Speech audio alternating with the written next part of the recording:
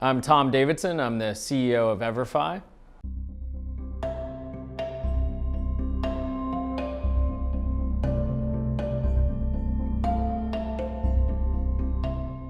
It really came from both of experiences, my time in the state legislature and then my time as a very subpar venture capitalist after that. There were really two things that came about. One was I had sat on a lot of committees in Maine that dealt with access to education, access to broadband, and it became very clear that there were these issues that no one paid attention to within the school day. So things like financial literacy, student loan preparation, summer learning loss, alcohol responsibility, that you could see the effects of in my policy life, but you also knew that there was never going to be any money to pay for it.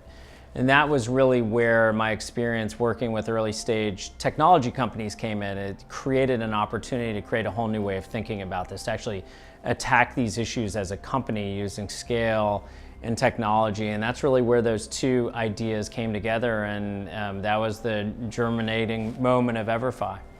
So 9 years ago today, this very day, we loaded up into a RV that was on its last legs before we went on the trip, and I think is still in a hazmat zone somewhere being cleaned out to this day.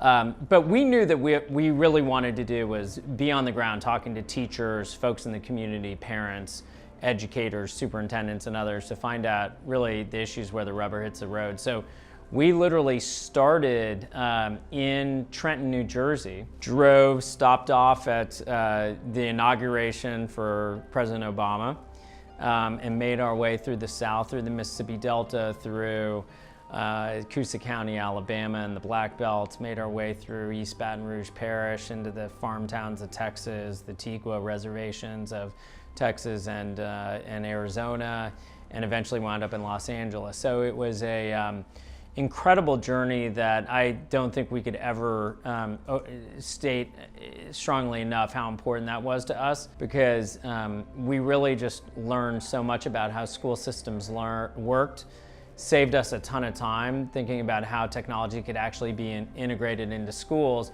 And we did all of that with, honestly, it was like a couple $100. All of us didn't have the proverbial pot when we started this company. We hadn't raised any money. We did everything on our credit cards. We were all broke.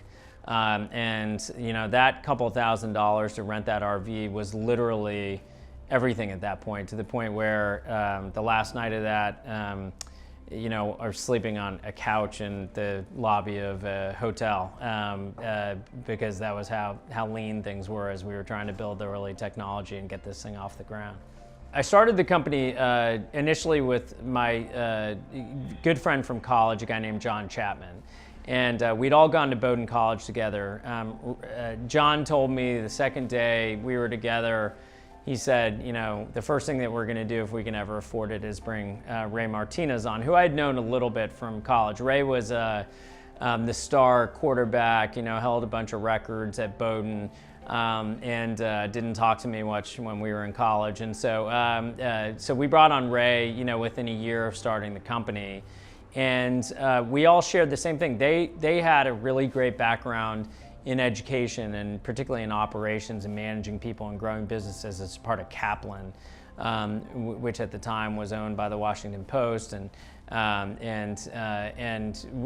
they had real education chops from an operations perspective. I had the policy side of the house and really the finance side of the house, and all three of us cared a ton about kids in classrooms at the end of the day. So it was the perfect marriage, and to this day, I think co-founders and folks who start companies are supposed to end up hating each other and not trusting each other and suing each other at the end of the day. I still talk to these guys 5 times a day. We work side by side, doing everything in the company, and huge amount of love and trust there that's been there since the beginning. I will tell you, number one, it's where John and I were both living, and so that made sense. Ray was living in La Jolla in San Diego, and still, I think, curses us to this day that he can't surf every morning. John and I were here, and my network was heavily based here.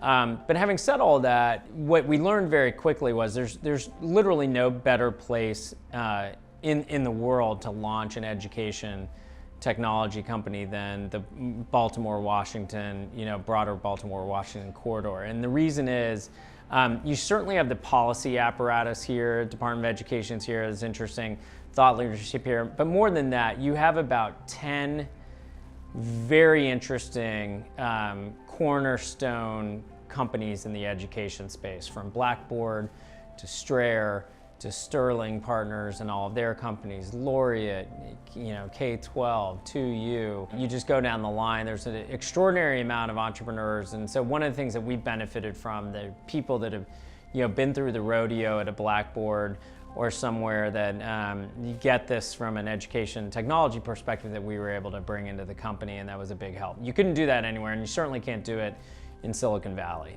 This place has unique advantages to being an education company that West Coast companies will never have.